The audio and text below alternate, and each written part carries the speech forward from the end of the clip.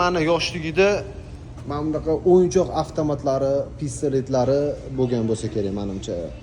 Shu yoshligimizda magazinga borib oyimizga, adamizga "Oyi, ada, mana shu pistoletdan, avtomatlardan olib bering" deb aytardik-da yoshligimizda.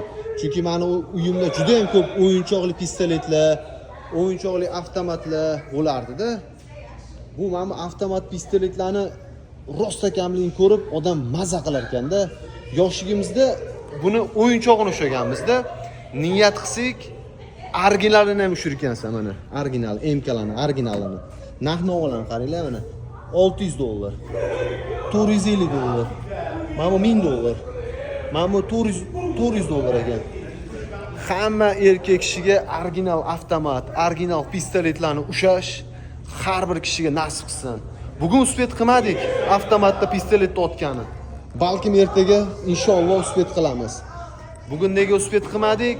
Sababi kech keldik. O'shaning uchun inshaalloh ertaga kelamiz. Maza qilib pistoletlarda, avtomatlarda otish nasib qilsin.